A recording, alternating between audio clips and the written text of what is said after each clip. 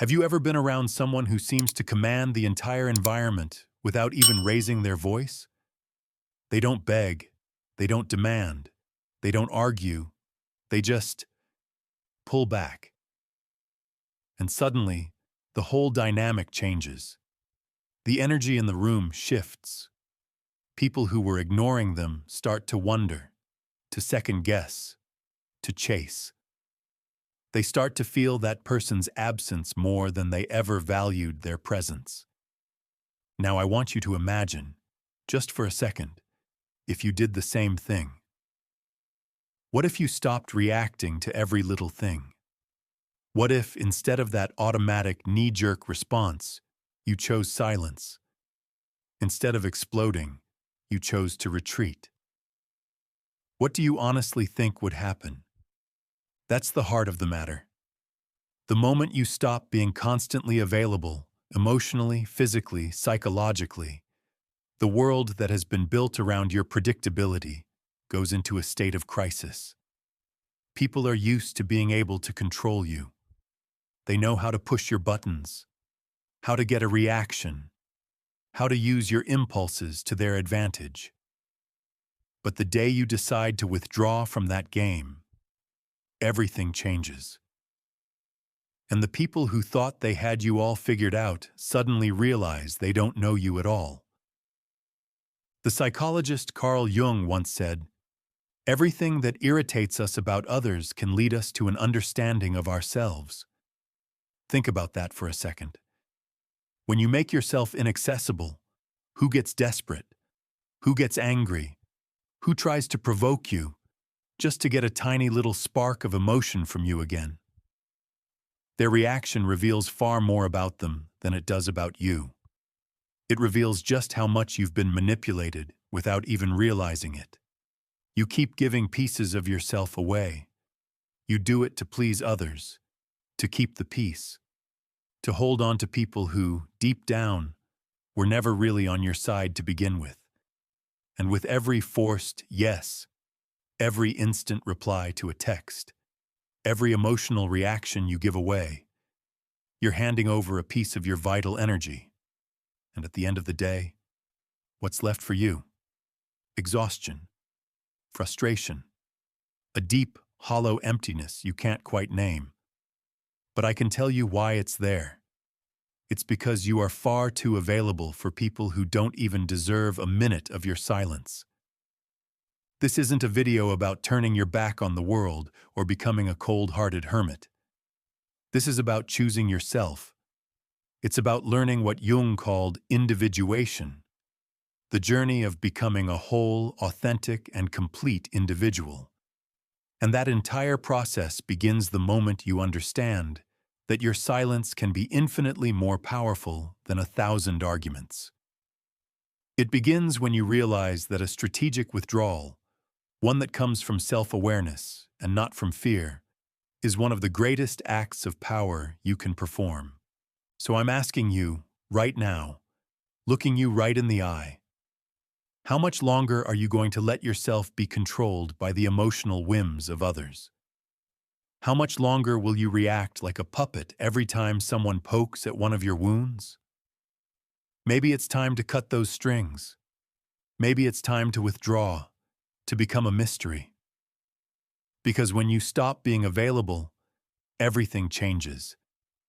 You've been trained your whole life to always be present, to respond quickly, to please, to say yes, even when your entire being is screaming no. Since you were a child, you've been conditioned to believe that your value is directly tied to how available you are for other people. But here's a truth that maybe no one has ever told you with this level of clarity. This excessive availability isn't a virtue. It's a prison. And as long as you keep believing that you need to be accessible 24/7, you will be manipulated, drained, and forgotten the second you are no longer useful. Do you know why?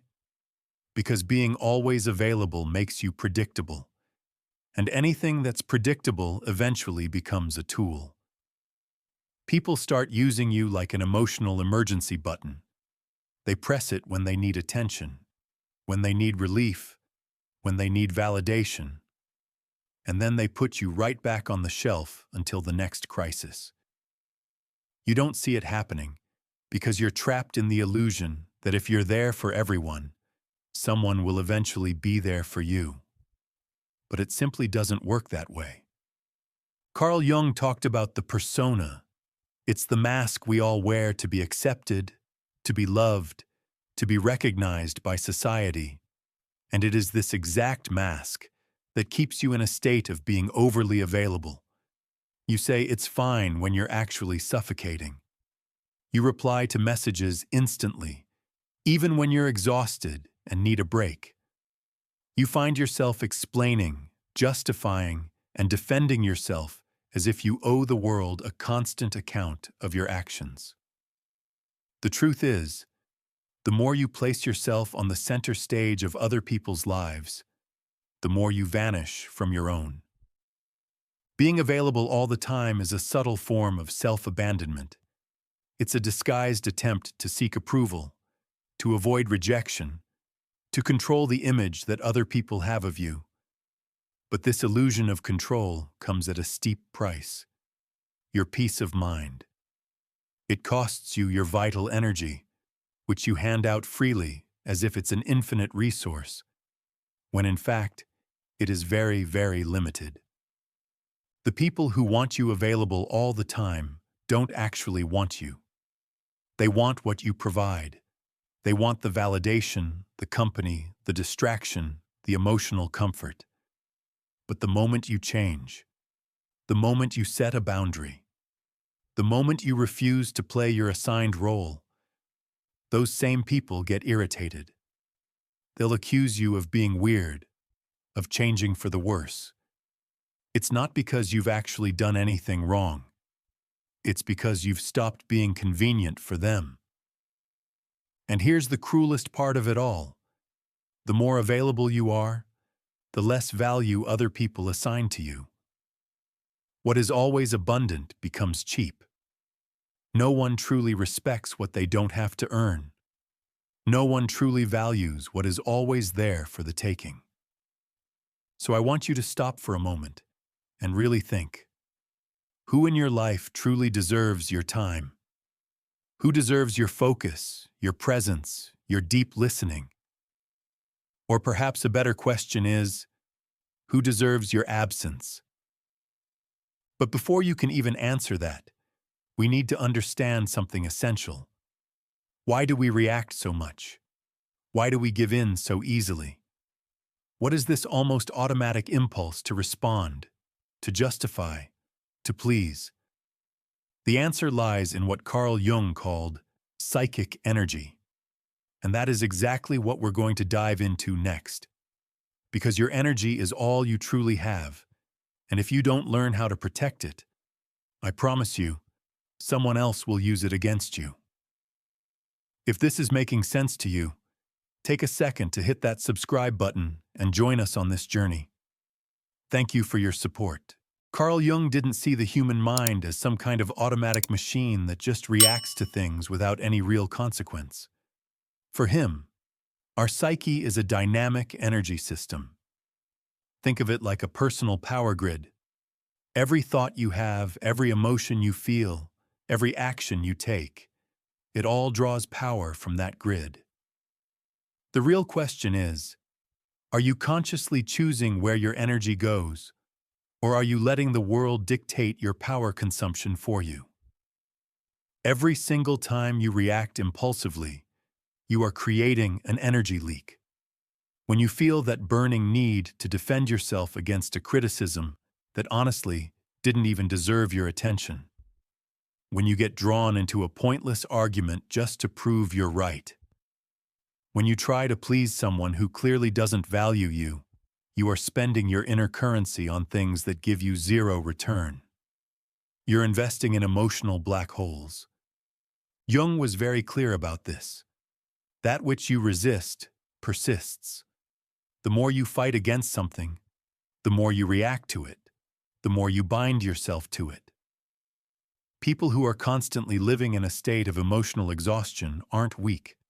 Their energy is simply misdirected. And do you know what happens to a person who lives in a constant state of exhaustion? They become vulnerable. When you're vulnerable, you become easy prey. Manipulative people, opportunistic people, and the perpetually needy can sense this from a mile away. They notice that you don't know how to guard your own energy. They see that you react to everything, that you're always trying to fix the world, that you can be baited into an emotional response, and they take full advantage of it. Jung said that a healthy psyche is one that knows how to keep its energy contained within its own system. What does that actually mean in the real world? It means learning to say no without feeling a tidal wave of guilt. It means knowing how to stay silent in a conversation without feeling like a coward. It means learning to simply observe a situation before you act. Because real power isn't found in the speed of your reaction. It's found in the conscious choice of when and how to act at all.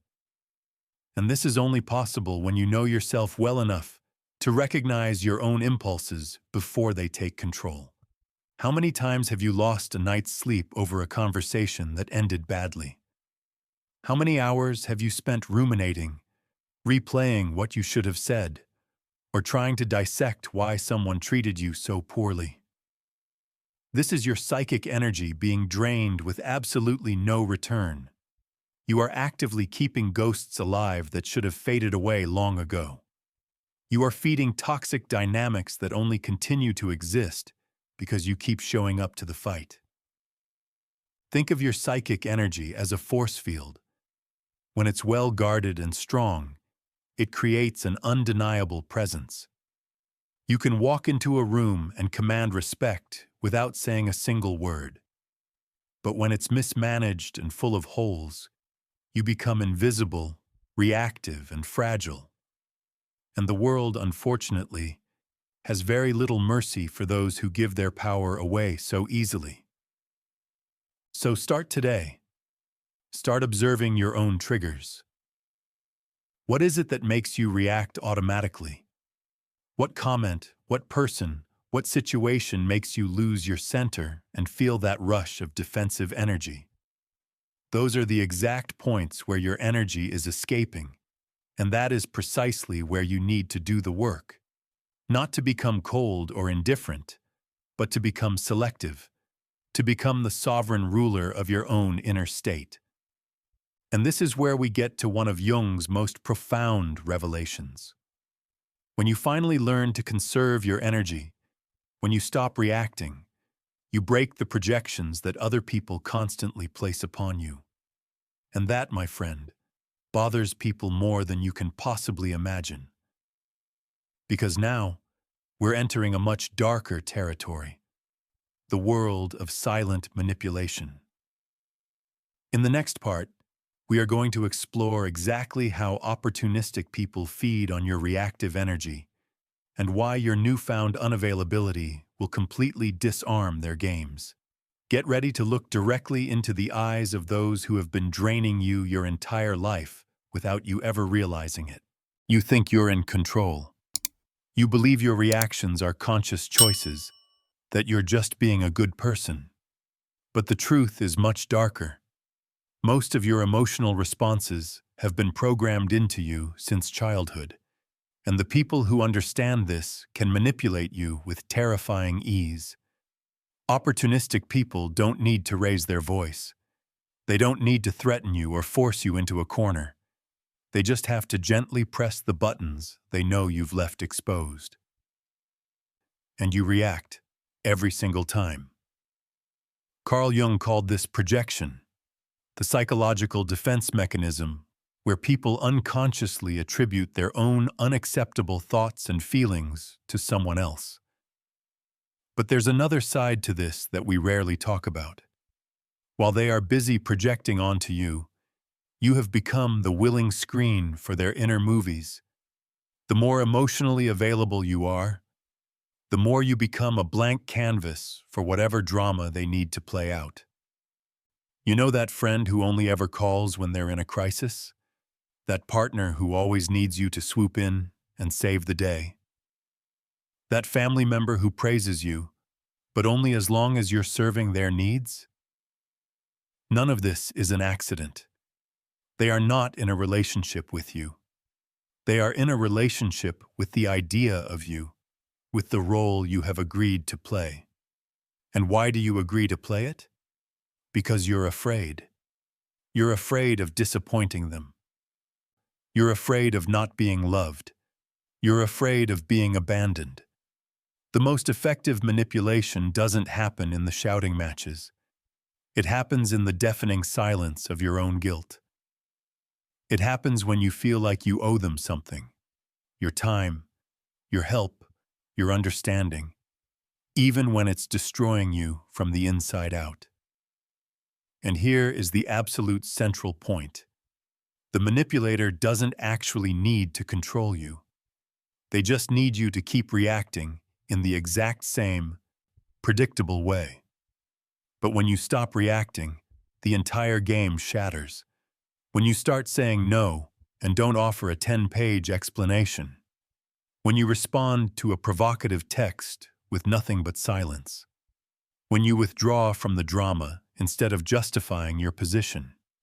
The projections they've thrown at you suddenly have nothing to stick to. The mask they forced you to wear falls to the ground, and this leaves them completely and utterly unsettled because they no longer know who you are. And even worse for them, they are now forced to look at themselves. Not everyone is prepared for that. Your unavailability is a fundamental threat to their reality because it forces them to confront their own emptiness. The silence you offer them amplifies the internal noise they've been trying to escape. And that's when the attack comes. The criticism, the accusations, the emotional drama. It's not because you are wrong, but because you stopped being their convenient mirror. Jung said, "One does not become enlightened by imagining figures of light, but by making the darkness conscious." When you withdraw, when you stop feeding the cycle, the other person's shadow, their own repressed darkness, begins to emerge. And this is unbearable for those who have always used you as their escape route. So, what about you? Are you ready to deal with the discomfort of being misunderstood, of being rejected, or even attacked, for the simple act of protecting yourself? Are you ready to endure the silence that comes after the break? Because it is precisely in that silence that a new, unshakable kind of power is born. It's the power that comes after the storm. When you finally stop being available to everyone, something profound begins to happen. At first, there's just silence. An uncomfortable, ringing silence that seems to scream inside your own head. You'll question if you did the right thing. You'll worry that you're being too harsh, that you're losing people who cared about you. But slowly, that silence begins to transform. It starts to cleanse your mind. It calms your nervous system. It begins to heal years of emotional neglect. And then solitude arrives. But it's not the painful solitude of absence. It is the powerful solitude of total presence. Your own. It is the solitude of the strong. The solitude of someone who will no longer betray themselves just to keep others close. And into that space where there was once constant noise and confusion, clarity enters. Where there was anxiety, peace enters. Where there was a desperate neediness, a new kind of strength enters. The strength of being whole, all by yourself. Carl Jung knew that the process of individuation, of becoming who you truly are, requires you to distance yourself from the collective noise. It requires you to disidentify from the mask and, for a time, to walk alone. That is exactly what you are doing when you choose to become unavailable. You are not running from the world. You are finally returning to yourself. It is at this point that you stop being a reactor and you become a creator. You cease to be shaped by your circumstances and you begin to shape your reality from within. The people who feel uncomfortable with your absence, they reveal a simple truth. They never wanted you. They wanted the role you played. And now that you no longer fit that role, they have no idea what to do with you. And that right there is liberation. You will lose people, but you will find yourself. You will distance yourself from familiar places, but you will reconnect with your own soul. You will be misunderstood by many, but you will finally begin to be respected, both by others and, more importantly, by yourself. Because when you are no longer available for just anything, you become valuable. You become rare. You become unforgettable. Don't be mistaken. This is a rebirth. It's the beginning of a life where you are no longer available for emotional crumbs, for manipulative mind games, for voids disguised as affection. From this point forward, you only accept what resonates with your peace, your truth, and your wholeness. If you have made it this far into the video, it's because a part of you is already on this path. A part of you has already understood that being loved means nothing if you have to abandon yourself to get it. True self-love begins the moment you choose yourself, even if it means you have to stand alone for a while. So now, I want you to tell me in the comments, are you ready to be misunderstood, rejected, or even disliked in the name of your own inner freedom? Are you willing to pay the price of finally being you? If this message resonated with you, write in the comments below, I choose my peace. Let's see how many of us are ready to make this transition. And don't forget to keep watching. The next video is waiting for you, and it's more important than you can possibly imagine. I'll see you there.